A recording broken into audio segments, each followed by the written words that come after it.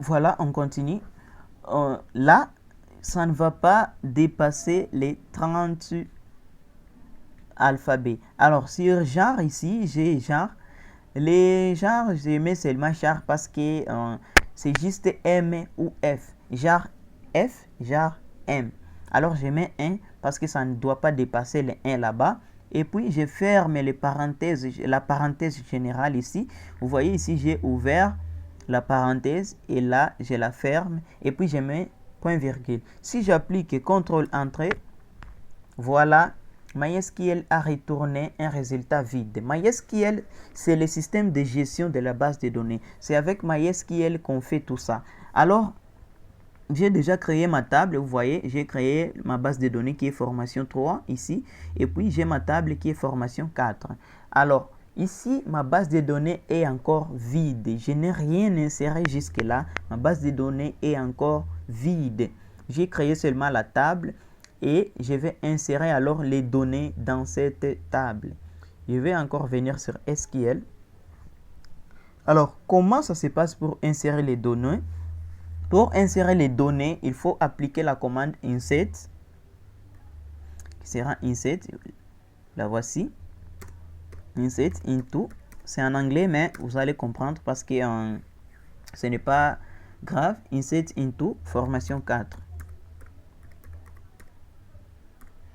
Alors ici, je vais insérer dans formation 4 parce que je ne peux pas insérer dans formation 3 qui est la base des données, mais je vais insérer dans formation 4 qui est la table que je viens de créer. Cette table se trouve dans formation 3. Alors ici, j'ai spécifié que je vais insérer les données dans formation 4. Souvenez-vous, ce que j'ai créé là-bas, c'était l'ID, les noms et les genres. Et j'ai précisé que l'ID sera numérique. Alors ici, je prends d'abord ID. Je vais insérer l'ID. Je mets virgule. Là, je ne peux plus préciser si c'est dit, si c'est int, non, parce que je l'ai déjà fait. Alors là, je vais insérer l'ID. Je vais insérer aussi les noms. Je prends les noms. Je vais insérer aussi la genre. Les genres plutôt. Excusez pour les français. Alors là, c'est fini. J'appuie sur Entrée parce que je n'ai pas encore précisé. Là, je vais mettre value qui est là. J'ouvre la parenthèse. Et là, je vais mettre alors les valeurs, soit les variables si je peux le dire. Donc, je vais mettre 001, 1, ou soit je mets n'importe quel numéro, je mets 101. J'ai déjà mis 101, je peux mettre virgule. Je mets aussi les noms là-bas. Je mets mon prénom, Léandre. Et je peux mettre aussi virgule pour mettre les genres qui est M pour dire homme. Et puis, je vais fermer la parenthèse. Là, j'ai déjà fini. Je peux mettre point virgule. Mais une chose est sûre, vous êtes obligé de couvrir ça par les guillemets. Ou soit si je peux dire les guillemets. Donc, vous voyez les trucs là. Si vous ne les faites pas, ça ne va jamais accepter.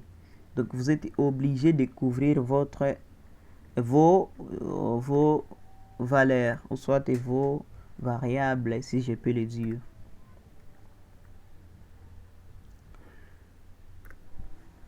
Non, ce n'est pas là-bas. Voilà, là j'ai déjà fini. J'ai inséré dans la table formation 4 l'ID que j'ai créé récemment, les noms que j'ai créés récemment et les genres. L'ID ne doit pas dépasser 10. Voilà, j'ai mis 3 seulement, 3 chiffres. Les noms ne doivent pas dépasser 30. J'ai mis seulement un seul nom. Et les genres 1, c'est M que j'ai mis là-bas. Ici, vous ne pouvez pas mettre les points virgules. Vous allez les mettre ici parce que c'est comme si vous travaillez sur une seule ligne. Alors, après avoir fait ça, vous allez appliquer la touche CTRL plus Entrée. Voilà une ligne insérée. J'ai déjà inséré les données dans ma table qui est formation 4 et je peux les voir. Quand je clique sur formation 4, puis sur OK. Voilà, je les ai déjà ici. L'ID, c'est 101. nom c'est Léandre et le genre M. Voilà comment est-ce qu'on crée une base de données et on crée une table aussi et insérer les données là-bas. Vous pouvez créer plusieurs tables, vous pouvez insérer autant de lignes que vous voulez, c'est-à-dire autant d'utilisateurs que vous voulez. Pour moi ici, la limite c'est 500. Donc ici, j'ai la possibilité, j'ai créé jusqu'à 500 personnes. Voilà. Et j'ai la possibilité de créer plusieurs tables sur la même base de données. C'est tout pour cette vidéo et on se retrouve pour une nouvelle vidéo qui sera la découverte de l'instruction select, voir comment manipuler notre base de données, comment stocker notre base de données aussi dans notre disque dur.